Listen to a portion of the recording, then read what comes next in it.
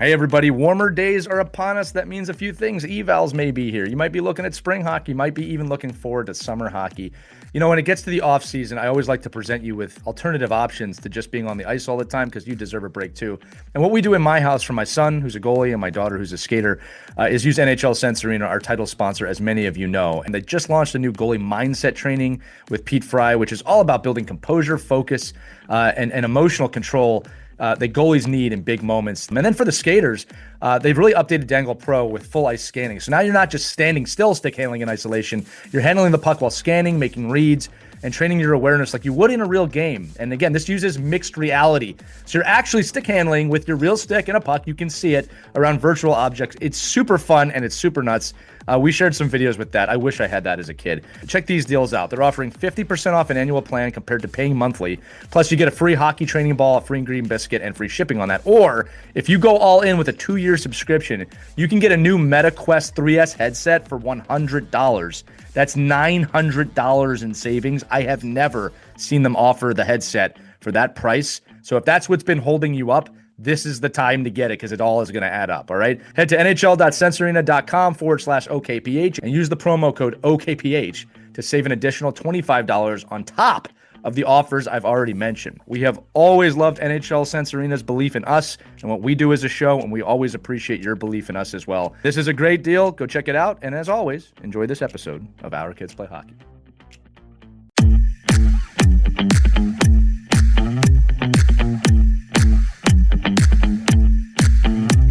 Hello, hockey friends and families around the world, and welcome to another episode of Our Kids Play Hockey. I'm Lee Elias, joined by my co-host Mike Benelli. Christy Casciano Burns is on assignment today, literally in the newsroom again, but that's not going to stop us from recording because our guest today has built an amazing NHL career on a word we love as coaches, consistency. Karl Alzner was drafted 5th overall by the Washington Capitals in 2007 and went on to play nearly 600 NHL games with the Caps and the Canadiens. He won 2 World Junior gold medals with Team Canada, serving as captain, something we'll talk about today, and became known throughout the league as a steady, dependable defenseman. Steady, dependable defenseman. We talk about this all the time on the air, how wonderful steady, dependable defensemen are.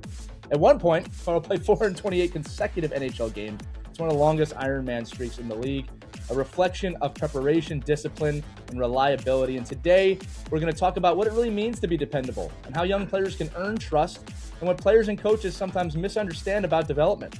We're also going to touch up on the upcoming Ice Hockey Cup in Scotland, where Karl will be representing Team Canada in a USA versus Canada series featuring a lot of former NHL players, many whom you have heard from on this show. Karl, welcome to Our Kids Play Hockey. Oh, I'm happy to be here. Thanks for inviting me.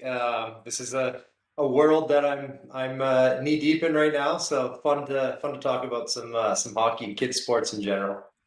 Yeah, no, we're going to talk about it. Folks at home, we talked in the pre-show. Karl's got kids in the game. He's actually going to a practice after we're done recording here. It's a perfect environment, Karl. Yeah. Where I want to start, though, because this is a cool question to ask. We said you wore the C for Canada at the World Juniors before you were even an NHL regular. I want to start here because, for the young players listening, I always get asked a lot, hey, are we going to have captains this year? Can we be captains? What do you feel real leadership looks like in youth hockey? And for the parents and coaches, how do we help kids grow into leaders instead of just throwing a C on their chest just for the notoriety of it? I think the main, it's the same. I think it's really the same in youth hockey as it is as you get older and older. But it's following the rules or the game plan set out by the coaching staff, right? You don't want a player that's just going to go off script and, why is player A doing this, but player B, C, and D don't have to do that, right? You want your captain or your leader to execute whatever that game plan is, or just work ethic. You want them to be the type of person that I think brings the team together a little bit as well. Like, it's a lot to ask of a youth hockey player, a youth player in general, is to be someone that brings the team together. But I've unfortunately seen it already a few too many times where your best player is harping on other players for not being good enough. And it's just like, that just hurts confidence instantly, right? And as young kids, they don't quite know how to deal with that. And you want them to go there and have fun. So I'd see a little bit more of a glue guy or girl than just being, give me the puck and watch what I do with it type of person. So in my opinion, those are the two things, follows direction and works hard and can be liked by everybody, or at least respected by everybody.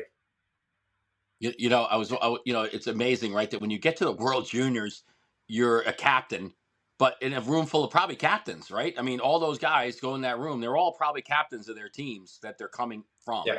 or close to it, right? So how did you deal with that? Like, I mean, was it something where like, listen, I know as a coach, right, we talk about like, you don't have to wear the C to be a captain material, like to be vocal or to be to stand up and say something in the room or be a leader and lead in whatever ways. I mean, do you find that that your team obviously was a great thing to be recognized as a captain of captains, Yeah. but what do you have to do as that leader to allow those other leaders to kind of emerge? Yeah. So, I mean, I was lucky because I was one of three players that returned that year, Sam Gagne and Brad Marchand being the other two. And so we got to rely on our experience from the year before of going into a shootout against Team USA, getting all the way to the finals, also playing in Europe, which is much different than playing in North America. And so I think it was somewhat of a natural decision for the coaching staff to make one of us, the captain and have the others as assistants, or I guess tag us as the leadership committee on that team. So using that to help the other players understand, what we were going to be going through, how, although social media wasn't really that big at that point, there's still going to be people reaching out and going crazy. And we lost a game and in the round robin, and we felt it. Like, even though we were in Europe, we knew people weren't happy with us. So relying on us to be able to just settle everybody down and it's not go through the motions, but knowing that it was just a game and we get back to what we need to do. So I think coming into it, the other players had a bit of a level of respect for us already, knowing that we had gone through it and we were, some of the older players on the team. So naturally there was just more, let's listen to what they have to say and they can tell us about the experience. But I've never been overly vocal. I'm a player that tries to lead by example, tries to show up all the time, as kind of mentioned in the beginning of the show, and just show them by that. Right, I wasn't the best player on the team, not by a mile. We had some unbelievable skill on that squad. So to go in there and fill a role as your captain and not be the Crosby, the Ovi, the McDavids, but be more of that secondary guy. It was easy for me to do and just try and keep the dressing room as level as possible. I want to ask this too. I always say this to the kids because I get asked a lot, like I told you, as a youth coach about captaincy. And I always say that, that C could stand for conduit in the sense of you're a conduit for the coaches and you're a conduit for your teammates. It's not just about you. And I always tell young kids too that the best captains that I've ever coached or even played for or with didn't need that C to be a captain. Yeah. Right. And Karl, I know you're that type of guy too. You said you led by example. And I always tell young people that that's something to really think about, right? If you need that C to quote unquote play better or lead, you probably shouldn't have it yet, right? Because that's not what it represents, right? I got to ask this too. Speaking of C's, right? You played with someone who happens to be one of the longest tenured captains in the history of the NHL now, and Alex Ovechkin. This whole show is about you. Don't worry. I want to talk about you, but we'd be remiss if we didn't ask you for a little bit the peek behind the curtain of what kind of a leader Alex is, in the sense of because look, the younger Alex Ovechkin's very flashy. Mm-hmm. The older Alex Ovechkin's very established. But you were with him. You understood the guy, right? What was he like as a leader? Yeah, I mean, he was a different type of leader than you would say as your prototypical captain, right? Like if you think your normal leader, you probably go more towards a Steve Yzerman, Sidney Crosby, as people kind of know him. Messier, or Messier. He was different in the sense that he was just that energy guy that had lots of excitement, and so he kind of would drag the team along because of that. You know what I mean? He would go out there and smash guys and get everybody fired up, and that's how he led. But he was also on another planet with his ability to score goals. And so nobody could really relate to that side of your captain, Literally. right? Right. Yeah. It Yeah. was just impossible. Yeah. So, we as a team kind of relied on the leadership group. It wasn't, like you mentioned, it doesn't have to be the guy just wearing the C. We had a group that we kind of relied on, whereas like Nick Backstrom or Justin Williams we had for a little bit, they were almost like the more relatables. And so, you have those guys that kind of paint this picture, and then you have Ovi that just grabs you and drags you along with them. So I think that's the makeup of a good leadership group, right? It isn't just one player. Not one I person. think, Yeah. going back to who your captain is or who your season A's are, I think they have to be, people who are observant and can kind of understand what the undertones of the dressing room are, right? Because you need to be able to relay that message to the staff, like, hey, boys aren't happy today. They're tired. They're pissed off. They don't want to do this in practice, or that was a bad practice, whatever it may be, and be able to deliver that message to the coaching staff, and then be able to bring it back to the players as well and deliver that in the right way. So it's a player that can really have a good pulse of the dressing room and not just be like in your own world all the time. It's like, this is the way I see it. I don't care how that fourth line sees it right now, or that the 5-6 defenseman. You need to be able to try and round out the entire picture, which is not that easy to do. It takes a special type of person to be like that type of captain. But you could have someone who just, like Obi, grabs the team and drags them along with you.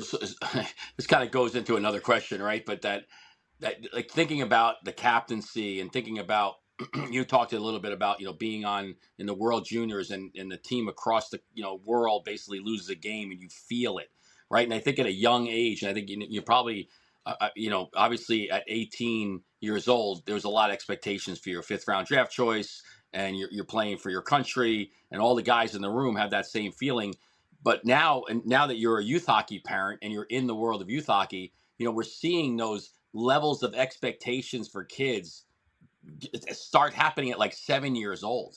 And like, what could you, number one is not, I'd love to hear if you think you had that, because obviously you were probably a great player at a young age, but how would you then, advise and help parents today that have high performing athletes? They know they're high performers, but there's really a lot of some realistic and many unrealistic expectations and pressure that comes with being a great player at a young age.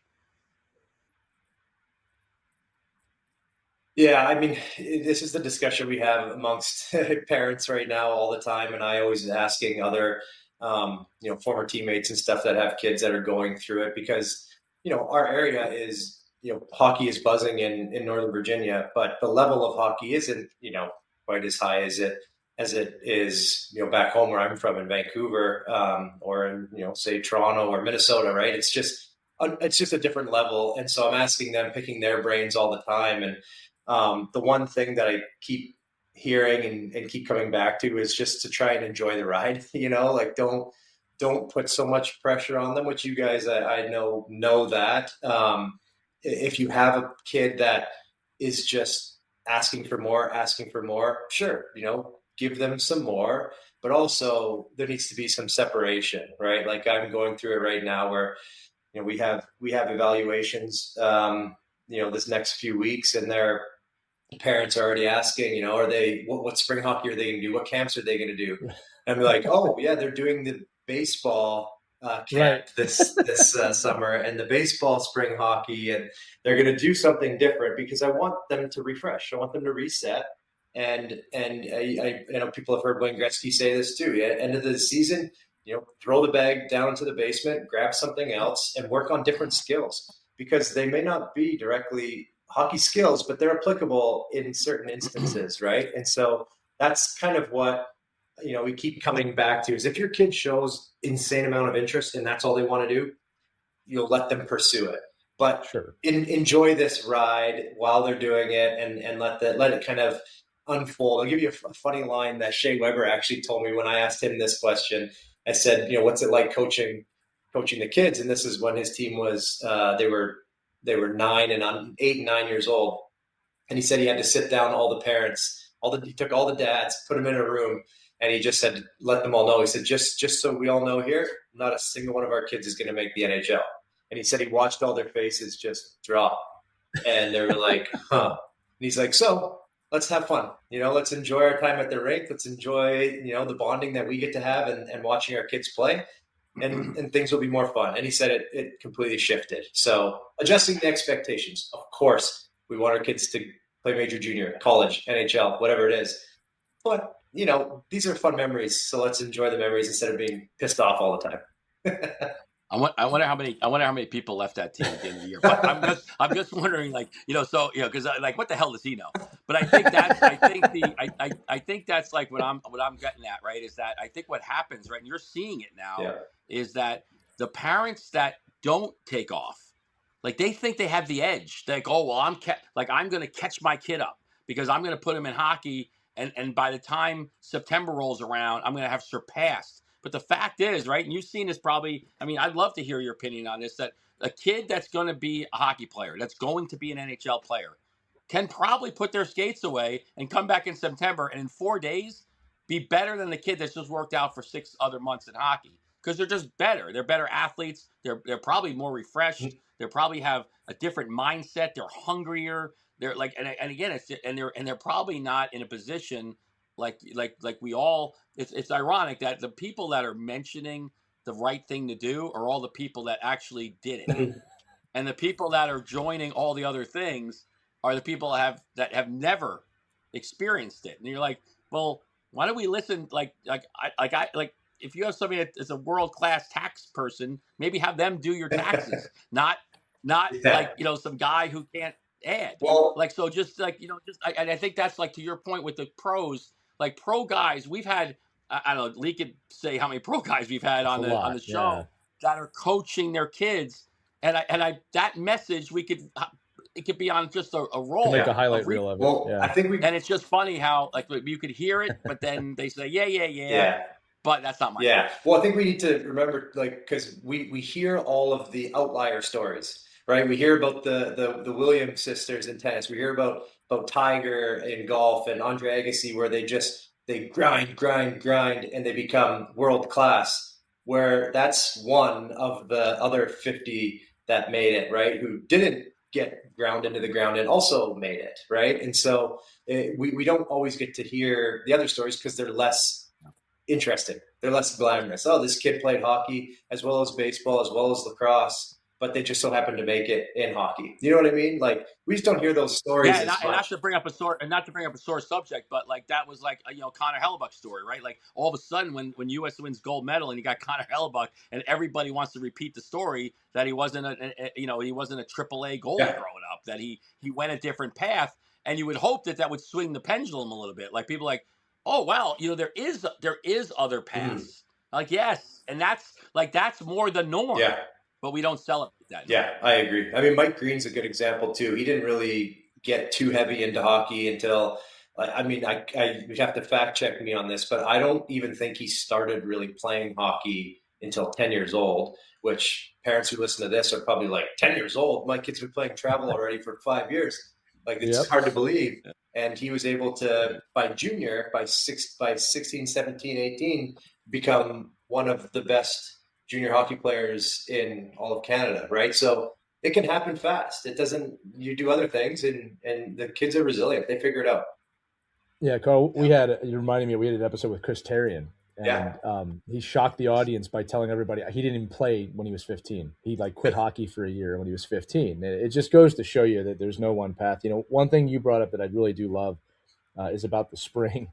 As of right now, my kids don't play hockey in the spring, right? And they haven't asked to play hockey in the spring. If they do, we'll have that conversation. But what that has gifted me as a coach and as a father is, without fail, when we get to kind of, June, July, late July, I hear, and parents listening, this is the most refreshing thing I can hear is, hey, Dad, when are we getting on the ice again? Yeah. When can we play hockey again? They are excited to be back out on the ice at that point, right? And I'll tell you right now, the kid that's playing year round, parents, you might say, well, he feels that way, she feels that way. Well, you wouldn't know because you're not taking any breaks. All right. Well, and I will say, because I run into a lot of people listening to the show, and I don't want to be a hypocrite, but my son right now is playing spring hockey, right? Sure. And it's not, There's nothing wrong with again, it. but Yeah. my winter life is not a crazy, like our winter life is a normal, like a muted hockey life. Yeah. I don't think I've been to Detroit, Chicago, Dallas, or Vancouver this winter for hockey. Right. Yeah. For his hockey. Yeah. Right. So I think that's where, like for us as families, because I talk to a lot of families about this, and it really comes up with, there's a lot of back and forth. It's not a tournament team. It's a bunch of friends. It's once a week, and he's playing, right? And in my world, because he plays lacrosse as well, if he's not playing lacrosse and keeping up with his schoolwork, I need to fill that time. Yeah, right. Like I got to make sure there's something going on there, right. or else it's not a good situation. So again, but it's not in a car, it's not on a plane, Right. and it's not every weekend going to a tournament. It's more of it's almost like me replicating like the pond hockey world. Well, like I want to say too, Mike, like go and have fun. You're not a hypocrite, parents, and no one. There's nothing wrong if your kids want to play I'm just hockey. saying. I'm just saying. There's never a definitive like do not do it. Where I'm just going look with at your it, family and you say what works. Yeah.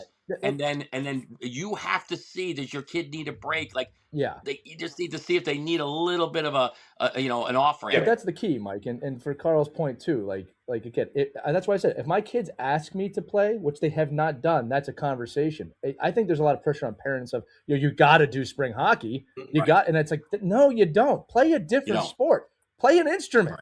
Just do something else for a little bit. Yeah, we give you permission for whatever our authority is. Exactly. And Karl Alzner's too. You don't have to do it if you don't want to. Yeah, you can follow the kids' lead, right? That's pretty much what it is. Follow their lead. Get them a pair of rollerblades and a ball. Let them play outside too, just so it's a different look.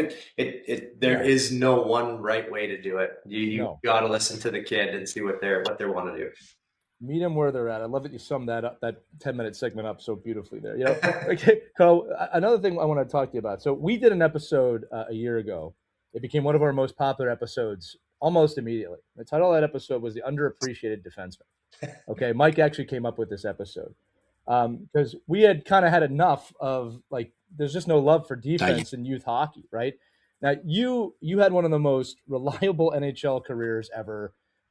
You went shift by shift. I mean, you were just very dependable as a player. All right.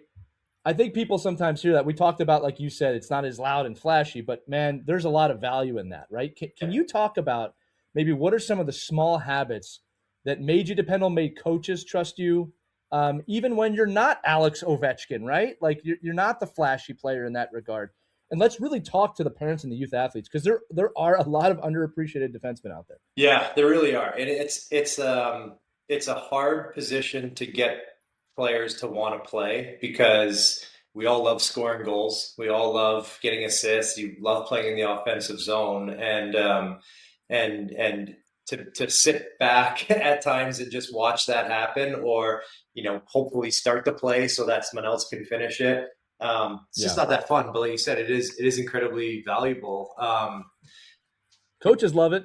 Yeah, coaches do love it. And look, I think a lot of it is the kid themselves. They just have something in their brain where they have that like protective mentality where that's what they want to do. Like if you throw to a group of 9-year-olds, 10-year-olds, and you let them just have a scrimmage, you kind of see which ones gravitate towards staying back and which ones want to score the goals. And those are the ones you can start to kind of foster that love for defense and wanting to play a reliable style of game. What I really know now that I'm retired is I almost got too far into that when I was with the Caps and with Montreal.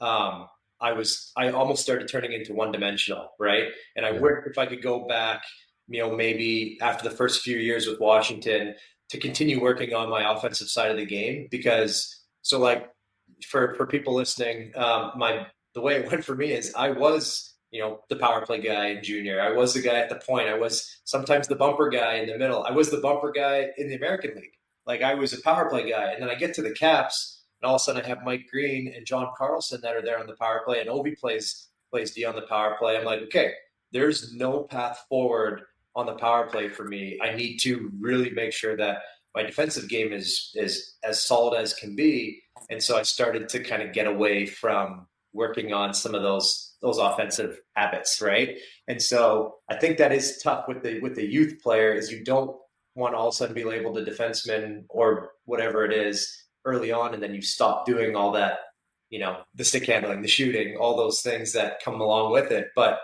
I think you got to really pay attention to what the kids are doing on the ice, and the ones that seem to get it, you start to focus on it. And the things that I love focusing on with those players, what we've done the last couple of years, is 100% using their stick, one hand stick. I think that's such an important skill for these kids to learn how to do play with a stick on puck. And then positioning. Oh my goodness. Like watching players skate around all over the place, following the puck, and not like, sometimes just being in a position with your stick in the right lane is the best defense, right? It deters so many things from happening, and there needs to be just a little bit more focus on that. And I think the best way to teach that is have kids watch hockey, focus on a player, watch a Jacob Slavin play out there and see where he is on the ice with his stick, and realize that, it's just positioning. It's like playing squash. You don't have to run all over the court to be good at it. You stand in the middle and just be there. So it sounds so easy, and I think it is, but you watch guys in the NHL that can't play defense. They have no idea where to go out there. So like I said, I think it's just a long way to say, I think it's in some players and it is not in some players, and to really try to focus on that with the players that seem to get it.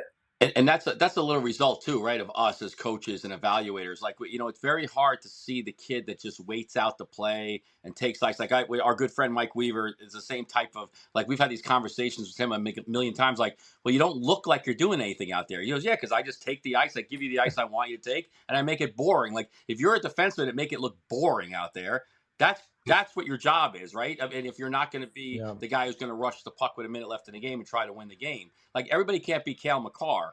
And I think, that's where, at the youth level, though, it's so hard to get coaches to appreciate. And that's why we had that episode, right? Is because it's so hard to get coaches and parents to appreciate how good you have to be to look boring.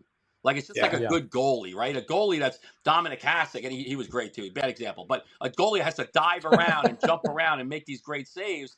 And you're like, well, yeah, but he's doing a lot of work that a lot of other guy maybe doesn't have to do, because they're just in like the best position they could ever be in. And I think that's, like you're describing, like, if I'm a youth hockey coach of a 10-year-old, it is hard to it's hard to equate that kid as being a great player, because they don't look like the kid that's going to spin off the puck, drive down the boards, drive to the inside lane, and get a shot on net. Like, and we all value that player, but and I think that, I guess my question to you is, like, how can we get parents to understand that that's great at 10 and 11 and 12, but at the end of the day, at 19 and 20 years old, somebody has to play D. And those people, then that's where the value really comes into play. Well, I would say that what separates a lot of players that play in the East Coast League and the American League to the ones that play in the NHL isn't always, it's not usually skill. Like, obviously there is a bit of a level of skill that's higher in the NHL, but it's the brain. It's being able to play it. And, like, I will say this, and it sounds bad, but at the end of my career, when I was down playing a lot of games in Laval in the American League, like, my preparation did not need to be anywhere near where it was when I was in the NHL, because a lot of those players, some of the really good young ones were really good, but you could outthink them. You know what I mean? Like, I'm trying to, the old saying, I'm trying to play chess while they're playing checkers. So I just know that, this is where the play is going to move to. I'm going to already be here, ready to go. I'm going to, give you my triangle to pass through and take it away, because I'm thinking 2 steps ahead and you're thinking 1 step, right? So it's trying to have your players think away from the puck and play away from the puck. And we try and talk about that a lot, and it's hard. I mean, it gets a little bit easier as you get older, but I'm working with a kid right now who plays high school hockey, and that's like the number one thing I try and tell him is be good away from the pucks. It's going to save you so much pain, right? Instead of having a player come down on you full speed, you're already in the right position because you've been thinking, waiting for this to happen. You know what I mean? Yeah, I love where we're going here, Carl. I put a bunch of notes down here that I want to talk about. I want to talk for a few minutes about some like actionable items we can talk to coaches and parents pay attention to on this one. But hockey IQ, we've been saying this on the show since we started 6 years ago. Hockey IQ is just down. It's just not as emphasized as it used to be. There's more emphasis on skill and showtime, as I like to say, I think for the kids. And I think what happens with a lot of coaches is they fall into I call it the offensive trap, where you're really just focused on goal scoring. And you end up seeing a lot of 9-8 games, right?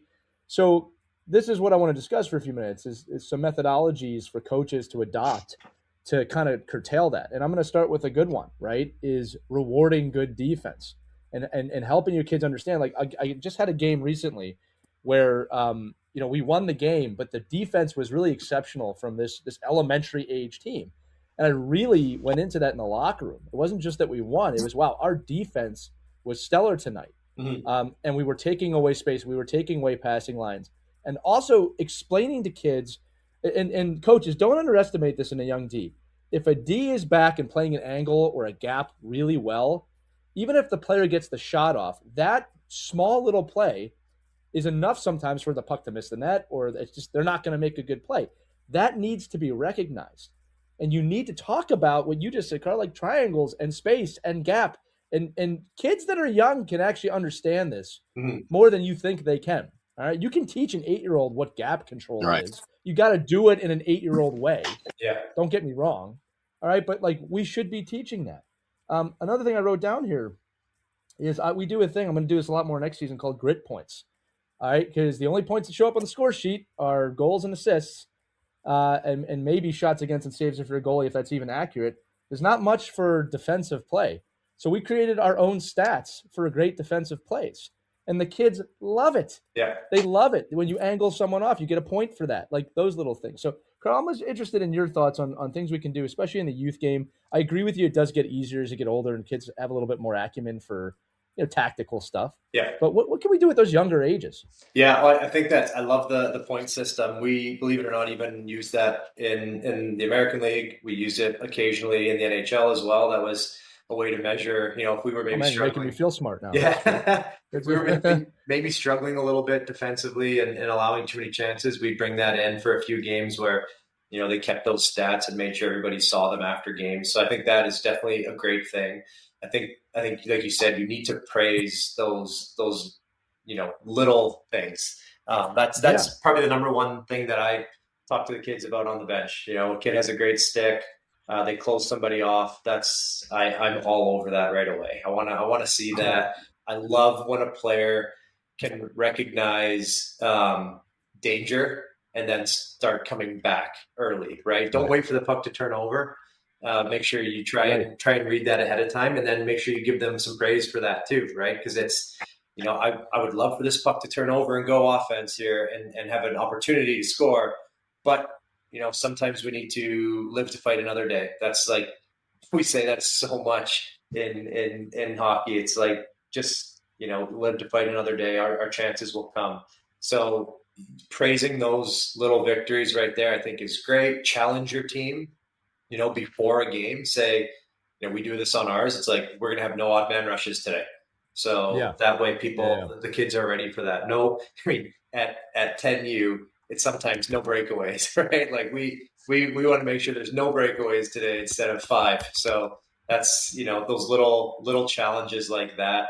Or have, challenge it with, I want to see 5 stick on pucks where you poke a puck away from somebody, not swipe a puck away from somebody, poke a puck away from somebody. Very, very big difference, especially as you get older. You swipe at players that have skill, it's pretty much game over. So I like those little baby milestones. I think that's a good thing for coaches and players to understand.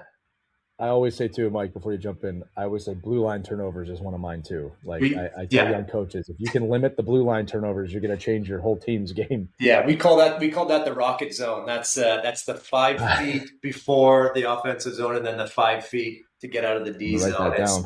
It's you. It was actually funny. He's a tough coach. The guy we had in Laval, Joel Bouchard, but I loved him. The first meeting that I had there, our video session, they had a player. He was showing a player from another team coming into the defensive zone. He's right at the blue line. And then he stopped the video and he gets on the whiteboard and he draws this little triangle. And he just says to the one guy, he's like, Lerny, what happens here? And Lerny just goes, kill. And Joel destroys this dry erase marker, pushing so hard. He's like, kill. Nobody gets in our zone. This is the rocket zone. We protect this with our life. And I'm just like, yeah, I mean, with that much energy going into it, the players will remember it. But it is very, very true. Those blue lines, they are crucial at every level of the game. Yeah, and I think, and I will say too, I have seen. Nope. Sorry, Mike. At the pro level, like I'll say semi-pro level because you're on here, Karl. But at the semi-pro level, I mean, if you watch a team and they're doing 15, 20 blue line turnovers a game, they're a losing team. It's almost a guarantee. Yeah, you want to sit on the bench, turn the puck over at the blue line. Yeah, listen, I just watched an NHL game and it was 8-7 the other day. So I maybe we got to talk. We got to get in that locker room. But I think to Karl, to your point though, like this is why. I mean, this is really why it's so great that in these regions that have like a super compile of ex-pro hockey players. It's so great to have you guys in the mix with the coaches because the things that you're talking about and the nuances of the game, I don't think they get picked up by a normal, just everyday hockey fan. They just don't. Like even a dad coach or somebody that's been coaching kids, those kind of things, like I don't think they're appreciated, nor do they get picked up. Like the verbiage you're using, and I hope that the people listening right now, and we have a lot of coaches that listen, like that's the game. Like that's the nuances of the game. It's not just like, somebody go, oh, that's a great pass. Yeah, but what did you do in all those other aspects of that piece that led to that?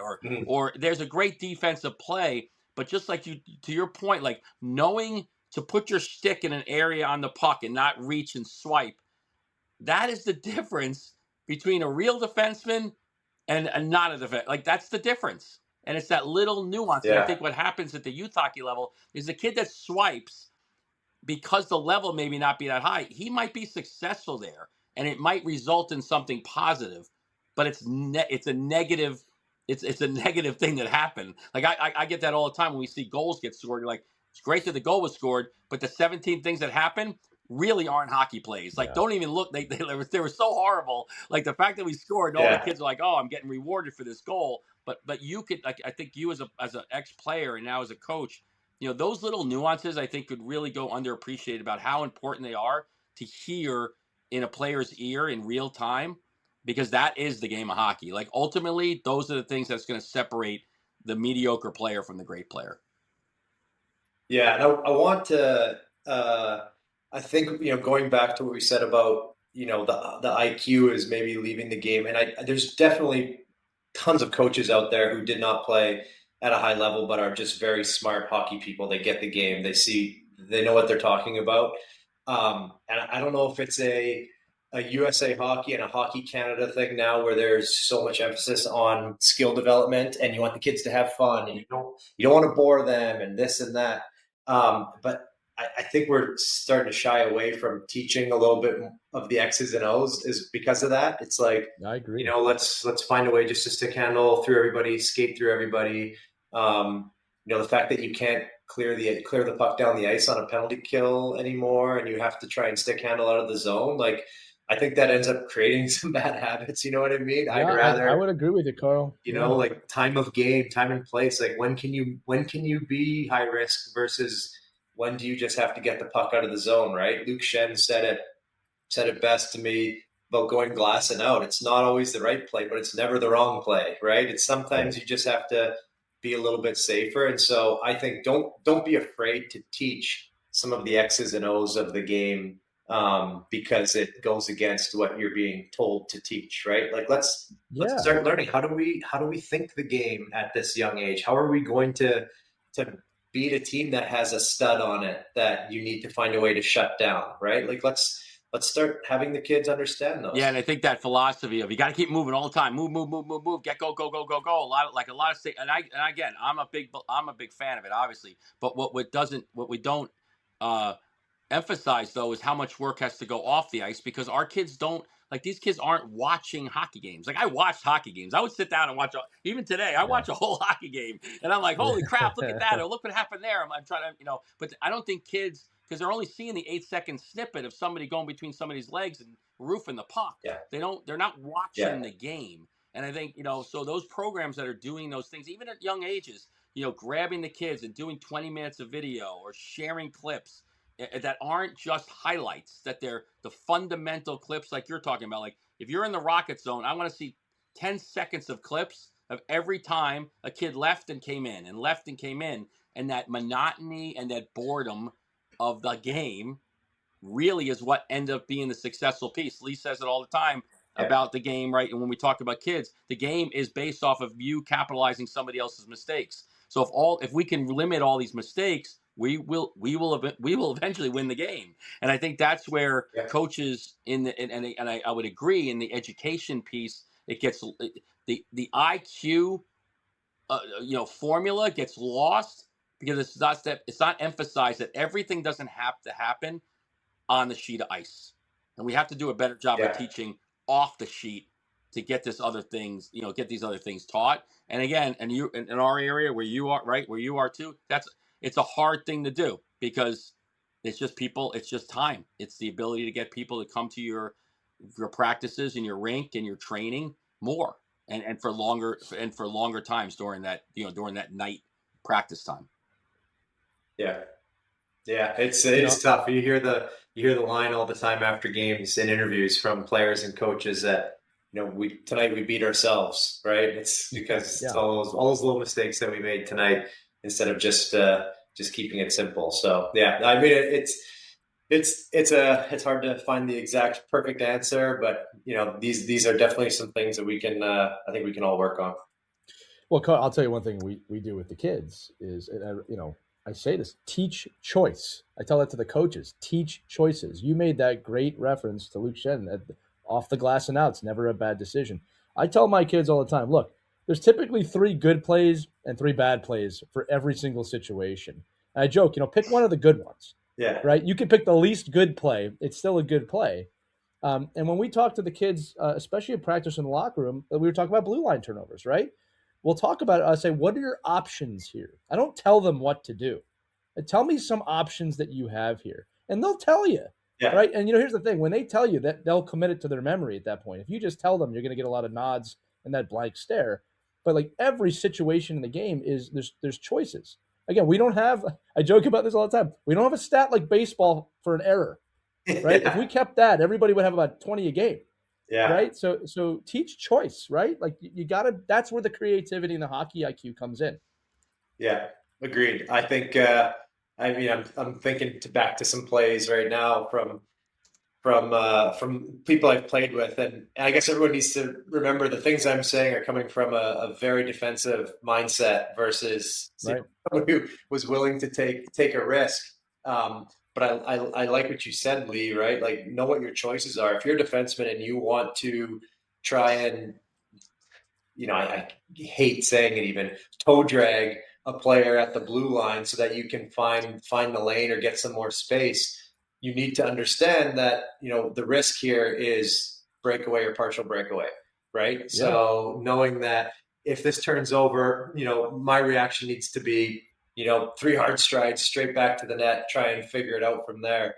Like just knowing what the risks are is very, very important for the kids. Yeah, well, that's the difference between checkers and chess to me is knowing 2 or 3 moves that could be happening versus, okay, there's just one. Right, but and it's easy to say, like we watched one of the most high profile games of the century, right, in USA Canada, and we see the best player in the world make a decision that afterwards everyone would have said, "Oh, well, that was the wrong decision." But in the moment, if Cal McCarr gets that puck, it's the best decision ever made. It's the Like other way so around. it's just like I think Carl, like on your side, like on my side, I would have rather seen a defensive posture and wait it out. But that's the nature of the beast, right? You when you have players at this level and as great as you guys are, going on the ice and playing, it's a risk reward. You're weighing in one bounce, that's a win. In the other bounce, it's a loss. And it's easy to sit back and armchair quarterback that, but I think but it's in the moment you are driven, and again, you're driven by I'm going to get the puck and I'm going to win. And I think our youth, and I think that's where it gets hard for us as youth coaches, because that game actually meant something. Where your 10-year-old game means nothing. So if they did that every single time and made a mistake, it's really not affecting the rest of their life. It doesn't affect their legacy. Nobody's ever going to remember. That live barn video is going to disappear in 40 days. Nobody cares. In this other stage, right, people do care. And I think that's where we all get caught up thinking, well, every weekend is not the Olympics. It's the time to make those mistakes. Right, and I think this is another thing you can come back to as a coach when you have a not as important of a game is go a period by period. You can have a game plan where it's like, look, period 1, we are full go. We do that all the time. We're pressuring 2-1-2 right off every single face-off. It's D down the wall. Like let's go this first period where we are full on pressure.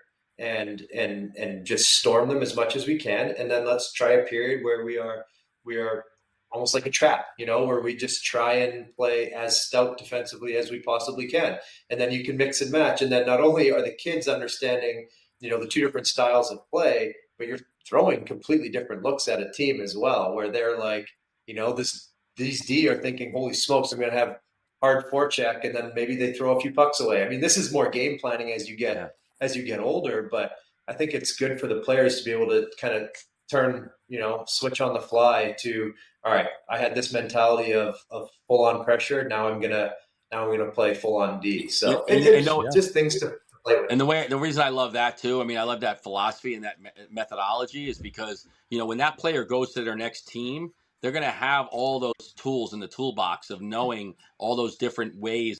They're gonna those players are gonna have those tools in the toolbox, knowing like that the game is situational. Like we talk about it all the time with all my team, all my groups that I work with. Like situational hockey is really the differentiator between just going and playing hockey. Like every time you look at the clock, and every time you look at the lines, and every time you look at what the advantages in a team, those are situations that changes the game. It's not 60 minutes of hockey.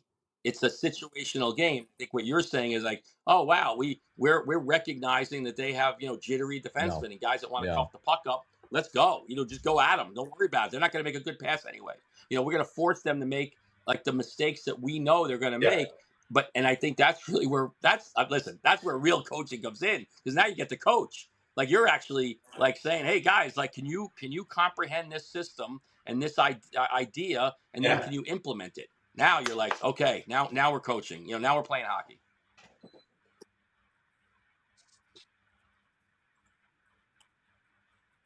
Yeah, absolutely. We said at the top of the episode, Carl's got to get to a practice. So, Carl, I'm gonna actually ask you one more question here. Carl is going to join us on a ride to the rink, so make sure your kids listen to that. But you're on here because you're going to be putting that Canadian jersey on once again here in a foreign country, right? In Scotland. You're heading to Scotland for the Ice Hockey Cup. Again, for those of you listening, it's a USA versus Canada series featuring a lot of NHL players. For the families who might not know about it, like what's making this special for you? And I got to ask this, after being, Captain Canada a few times early in your career, what does putting that maple leaf on mean again? Well, you know what? It's funny because if you would have asked me that like a month ago, I would have just said, oh, it's just fun to play some semi-competitive hockey. And then after the Olympics, I'm like, well, now it's business. Like, I'm training for a show. Are you laying the gauntlet out right now here on this show? Well, I'm not going to stay off the ice all the way leading up to it. I'm going to get on the ice and I'm going to get in the gym a little bit. I I want to make sure my back can hold up for three hockey games. So I think two things. One is, you get the opportunity to play with some former teammates, players you played against. The being in the dressing room and hanging around the team is the thing that I think everybody misses the most. So getting that opportunity, I really wanted to do it. But it also touches on something that is really important to me. It's part of the reason why we moved back to the DC area, is to help grow the game, right? Like this, Northern Virginia, Maryland, DC, it's not your typical hockey market. And there's not a ton of former pros that live in the area. So I wanted to be able to help with that, and to get to go to Scotland where, there is some pro hockey there, but I don't think it's probably not the top, maybe not even the top 10 sports that people would think about when they think of that part of the world. So to have an opportunity to go there and play in front of some fans, and hopefully build a little bit of hype and see some kids there, and just, hopefully get them excited about wanting to play and potentially playing in for their country at some point. That's what I'm looking forward to a lot. So I'm pumped about it. I love Scotland too, so it's good all Scotland's around. awesome, and Carl, there's some rabid hockey fans over there. It might not be the top 5 sports or top 10 sports, but the hockey fans over there are hockey fans like anywhere else. And listen, Ryan Ball, who's putting this together, is going to love that promo you just cut about making this personal. We'll enjoy that one. I don't know if they have Live Barn in Scotland or something like that. People might want to end up buying broadcast rights to this now. Well, Milan Lucic is playing, right? So definitely want to get your Live Barn going. Should be great. There you go. You never know what might happen when Milan's on the ice. No, but, Karl, we really appreciate you giving us some time today, and we're wishing you the best over it. Well, first off, I'll wish you the best in the gym with your back. Yes. And then we'll wish you the best over there in Scotland as well. And I want to end this just by saying thank you for all you're doing. You have done for the game, how you're growing the game now. I don't think, especially, former NHL players get enough credit for the ambassadorship that you all do after you're done playing. I mean, it really is a pay it forward time. And I'll say this too, that look, obviously being in America, one of our biggest audiences is Toronto, but the rivalry, which has only been wonderful and at a boil for years, is even more now. And this game is growing after the last Olympics. So thank you for all you do in the game. Yeah, I appreciate what you guys are doing as well. This is a huge market. A lot of people have lots of questions about the game too, that are learning it and getting excited about it. And we're all trying to figure it out. Like even me going through it now, it's way different than it was when I did it. So I appreciate what you guys are doing as well, and bringing me on. It's fun to talk about. No, thanks, brother. Yeah, it takes a village. That's what we always say. All right, that's going to do it for this edition of Our Kids Play Hockey. Remember, if you have a question, email us, team@ourkidsplayhockey.com, or use the link accompanying the episode in the description. Let us know your name, where you're from. You can always ask questions. We love reading them on the air. But for Karl Alzner, Mike Benelli, I'm Lee Elias. We'll see you on the next Our Kids Play Hockey. Take care. We hope you enjoyed this edition of Our Kids Play Hockey. Make sure to like and subscribe right now if you found value wherever you're listening, whether it's a podcast network, a social media network, or our website, ourkidsplayhockey.com. Also, make sure to check out our children's book, When Hockey Stops, at whenhockeystops.com. It's a book that helps children deal with adversity in the game and in life. We're very proud of it. But thanks so much for listening to this edition of Our Kids Play Hockey, and we'll see you on the next episode.